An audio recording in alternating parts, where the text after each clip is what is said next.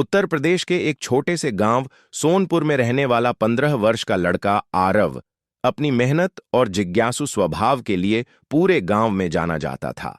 वह पढ़ाई में तेज था, लेकिन खेती किसानी में उसकी दिलचस्पी उतनी ही गहरी थी। उसके पिता रामपाल एक साधारण किसान थे, जो साल भर खेत में पसीना बहाते और बड़ी मुश्किल से घर का खर्च चलाते।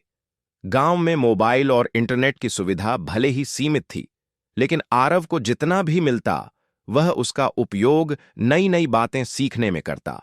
वह तरह तरह की खेती तकनीक, जैविक खाद और मौसम का असर जैसे विषयों पर जानकारी इकट्ठी करता रहता था।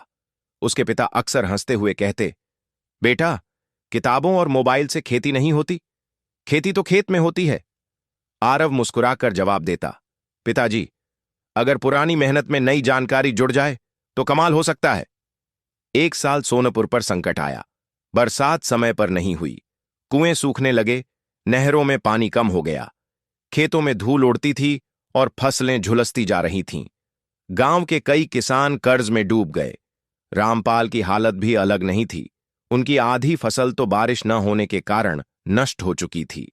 एक शाम रामपाल भारी मन से घर आए और बोले, आरव, लगता है इस बार हमें जमीन गिरवी रखनी पड़ेगी।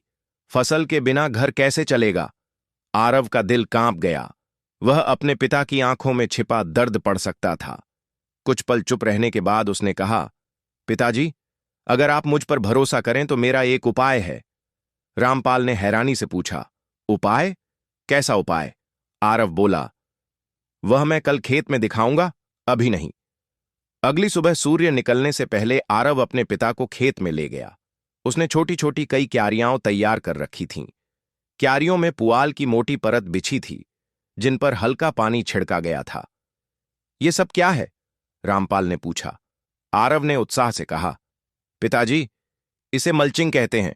इससे मिट्टी की नमी बनी रहती है, भले ही बारिश कम हो। मैंने इसके बारे में एक वीडियो में सीखा था। हम अपनी बिखरी पुआल का उपयोग खेत बचाने में कर सकते हैं। रामपाल को यकीन नहीं हुआ, पर मजबूरी ऐसी थी कि वे मना भी नहीं कर सकते थे। ठीक है बेटा, जो करना है कर लो, पर उम्मीद मत रखना, बारिश के बिना कुछ नहीं होता। आरव ने आत्मविश्वास से कहा, बारिश हम नहीं बुला सकते, पर नमी तो बचा सकते हैं। अगले कुछ दिनों तक आरव सुबह से शाम तक मेहनत करता रहा। उसने खेत के किनारों पर बांस की हल्की दीवार बनाकर सूखी हवाओं को रोकने की कोशिश की।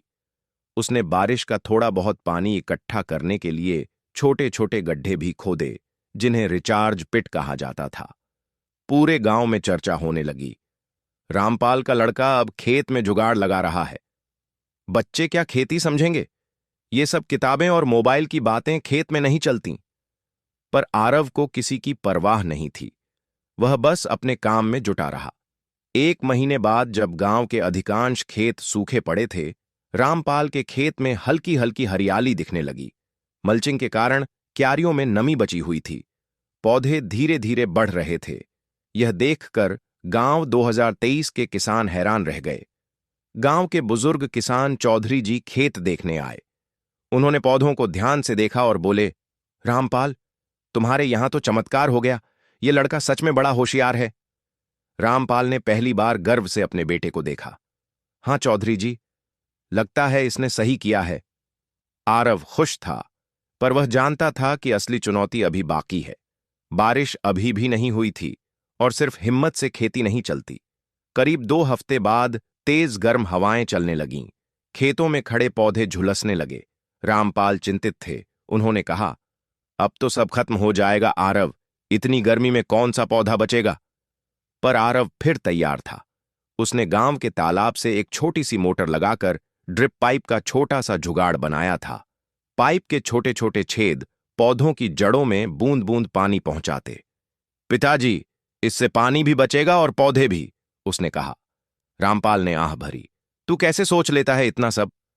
आरव मुस्कुराया, सोचना पड़ता है पिताजी, जब घर और जमीन दोनों दांव पर हों। कुछ दिनों बाद बारिश ने आखिरकार दस्तक दी।